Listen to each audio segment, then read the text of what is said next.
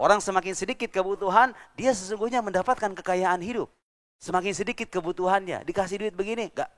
Saya udah cukup dengan apa yang saya punya. Subhanallah. Saya punya dosen kayak gitu di Al-Azhar. Seminar, dia cerita itu di bukunya. Dosen saya, Profesor Hamdi Zakzuk, almarhum.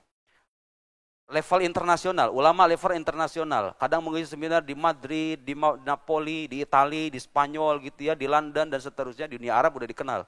Pernah dikasih cek katanya sama panitianya, ngasih seminar. Dikasih $1.000.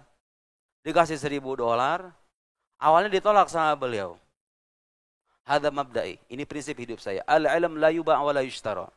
Ilmu itu tidak bisa diperjualbelikan. Beliau nih, profesor saya Hamdi Zakzuk bilang sama panitianya, al-ilm la yuba' wa la yushtara. Panitianya kayak tersinggung, khawatir kurang, ditambahin $10.000.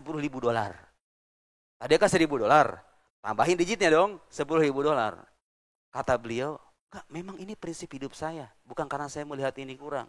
Ilmu itu tidak bisa diperjual bagi saya. Padahal itu halal sebetulnya. Ngambil amplop hasil pengajian. Itu halal. Halalan thayyiban. Bismillahirrahmanirrahim. Setelah Imam Ibn Athaillah As-Sakandari menampilkan keyakinan bahwa Allah lah yang menjadi penolongnya, Allah yang menjaganya, dia yang menanggung segala urusan hidupnya, dan kita meyakini semua itu, pada akhirnya beliau berkata apa? Ha ana, inilah aku, atawassalu ilaika bifaqri ilaik. Inilah aku ya Allah, aku yang menjadikan kefakiranku sebagai perantara untuk sampai kepadamu. Ngomongnya kefakiran Pak. Ngomongnya kefakiran. Karena istilah fakir itu, kalau kita paham bahasa Arab, istilah fakir itu makna dasarnya adalah butuh. Makanya kalau ada orang punya bini satu, udah jadi istri yang baik, ibu rumah tangga yang baik, masih pengen nambah 2, butuh yang kedua, butuh yang ketiga, itu orang kaya atau orang fakir? Fakir menurut agama. Orang yang kebutuhannya tidak pernah ada hentinya dan dia diperbudak oleh kebutuhannya, itu namanya fakir. Hatta walau kana ghaniyan minal aghniya. Sekalipun dia kaya secara duniawi, hakikatnya kalau dia butuh terus-menerus, itu namanya fakir. Sebaliknya kata ghani, Allah dinamai, di antara nama Allah itu Al-Ghani, Allah yang maha kaya, karena dia nggak butuh dengan apapun. Orang semakin sedikit kebutuhan, dia sesungguhnya mendapatkan kekayaan hidup. Semakin sedikit kebutuhannya, dikasih duit begini, nggak. Saya udah cukup dengan apa yang saya punya. Subhanallah. Saya punya dosen kayak gitu di Al-Azhar. Seminar, dia cerita itu di bukunya. Dosen saya, Profesor Hamdi Zakzuk, almarhum. Level internasional, ulama level internasional. Kadang mengisi seminar di Madrid, di Napoli, di Italia, di Spanyol gitu ya, di London dan seterusnya. Di dunia Arab udah dikenal. Pernah dikasih cek katanya sama panitianya, ngasih seminar. Dikasih $1.000. Dikasih $1.000. Awalnya ditolak sama beliau. Hadza mabda'i, ini prinsip hidup saya. Al-ilm la yuba' wa la yushtara. Ilmu itu tidak bisa diperjualbelikan. Beliau nih, profesor saya Hamdi Zakzuk bilang sama panitianya, al-ilm la yuba' wa la yushtara. Panitianya kayak tersinggung, khawatir kurang, ditambahin $10.000. Tadi kan $1.000, tambahin digitnya dong, $10.000. Kata beliau, enggak, memang ini prinsip hidup saya. Bukan karena saya melihat ini kurang. Ilmu itu tidak bisa diperjual bagi saya. Padahal itu halal sebetulnya. Ngambil amplop hasil pengajian, itu halal. Halalan thayyiban. Tidak ada keraguan dalam hal itu. Tapi maksud saya, ada orang-orang yang level iffahnya, level kehormatan dirinya, melampaui orang normal pada umumnya. Yang halal pun, kalau itu sumbernya bagi dia, enggak usah perlu-perlu banget, ditolak. Itu ada orang kaya begitu. Itu namanya ghani. Itu namanya orang kaya itu begitu. Yang hatinya itu terkikis, hatinya itu dari banyak kebutuhan. Sedikit kebutuhan.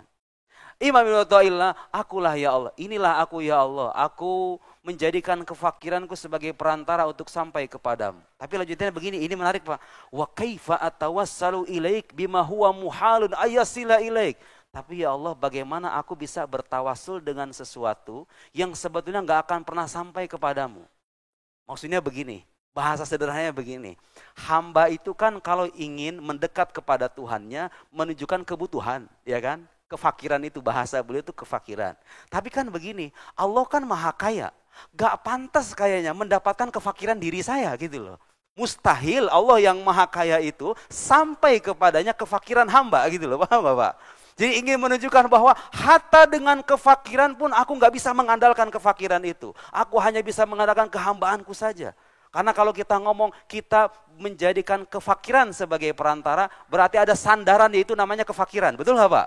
Dia sampai ingin mengajarkan kepada kita di level tertinggi keimanan seseorang itu, kefakiran dirinya pun nggak dia anggap lagi. Soalnya bagaimana mungkin Tuhan yang maha kaya bisa menerima kefakiran aku yang hina ini? Kira-kira begitu. Makanya beliau bilang, wa kaifa atawassalu ilaik bima huwa muhalun ayasila ilaik. Artinya apa? Itulah level kaum makom arifin, makom para wali yang level keimanannya tinggi. Dia tidak melihat apapun lagi. Boro-boro amalan, kefakiran dirinya pun dia singkirkan. Karena seolah-olah kalau saya mengandalkan kefakiran, berarti ada sesuatu yang saya andalkan kepada Tuhan. Iya enggak? Dia ingin menyingsingkan itu hanya kehambaannya saja yang mutlak di hadapan Allah Subhanahu wa taala. Beragama kalau begitu Pak, rasanya nikmat luar biasa. Makanya para sufi itu, mereka itu kadang-kadang berbicara kepada orang-orang di luar mereka, nahnu fis sa'adah. Lau arafahal muluk laqataluna bis-suyuf. Kita ini, para sufi ini, yang sudah nggak butuh ini, nggak butuh itu, pengennya Tuhan aja, kita ini berada dalam kebahagiaan. Kalau para raja itu tahu dan meresapi kebahagiaan kita, mereka akan memerangi kita dengan pedang-pedang. Iri mereka. Iri. Kok bisa Ustaz? Saya belum bisa mencerna. Ya karena kita nggak ada di makom mereka. Kenikmatan tertinggi seorang hamba itu ketika dekat dengan Tuhannya, dan itulah puncak kebahagiaan sejati dalam hidup Pak sebetulnya. Orang ketika dekat dengan Tuhan lalu memandang yang lain itu sebagai sesuatu yang fana gitu. Kita kan nggak bisa Pak. Kita kan nggak bisa memandang sesuatu yang lain fana gitu. Tapi para sufi itu bisa. Kita nggak bisa meneladani mereka. Sungguh Pak, saya yang bicara beginian ini, sungguh saya jujur dengan diri saya betapa sulitnya ingin meladani akhlak semacam ini. Tapi mala yudroku kulluh la yutroku kulluh. Yang gak bisa ditunaikan seutuhnya, jangan ditinggalkan sebagiannya. Minimal sekian persennya kita belajar. Oh begitu ya seharusnya kita menghamba di hadapan Allah Subhanahu wa ta'ala itu. Kefakiran pun tidak dia pandang lagi. Am kaifa ashku ilaika hali wa huwa la yakhfa alaik. Nih dengerin Pak. Dengerin, kata Imam Athaillah, ya Allah bagaimana aku mengadukan keadaanku, sementara engkau sudah tahu semua keadaan itu. Allah sudah tahu kan Pak, sebelum kita ngomong curhat sama Allah itu, Allah udah tahu kan. Terus kita ngapain itu? Doa kayak begitu, ya Allah lapangkan rezeki hamba. Ya Tuhan juga tahu, kamu lagi sempit. Tuhan tahu, terus ngapain itu doa? Lagi-lagi tadi kata saya apa? Doa itu diantaranya untuk menunjukkan kehambaan. Karena kalau soal pemenuhan hajat Pak, sebelum kita doa saja Allah tuh udah tahu hajat kita apaan, betul nggak Pak? Doa kita itu berjalan, lisan kita berjalan, Allah yang memperjalankan. Lihat, kaifa ashku ilaika hali wa huwa la yakhfa alaik ya Allah. Bagaimana aku bisa mengadukan urusanku, keadaanku, keterbatasan diriku, masalah hidupku, sementara engkau sudah mengetahui semuanya. Kan kayak begitu ya. Am kaifa utarjimu laka bimaqali wa huwa minka baraza ilaik. Allahu akbar. Bagaimana mungkin ya Allah aku menerjemahkan kebutuhanku, keinginanku, doa-doaku dengan ucapanku, sementara doa-doa itu berasal dari dirimu dan sampai kepadamu juga. Pak, kita kalau doa yang menciptakan lisan doa kita itu kan Allah juga kan? Sampainya ke siapa? Ditujukan ke siapa? Ditujukan ke Allah yang menciptakan juga Allah gitu loh. Lihat Pak. Indah sekali itu. Indah sekali itu. Dibacanya jam 2 malam Pak. Jam 2 malam. Jangan jam seginian. Lagi sendirian gitu. Iya juga ya. Kalau kita pikir-pikir. Yang menggerakkan lisan kita doakan Tuhan. Yang kita jadikan tujuan Tuhan juga. Terus gimana kita? Itulah hamba. Itulah hamba. Kita hanya semata-mata menunjukkan kehambaan.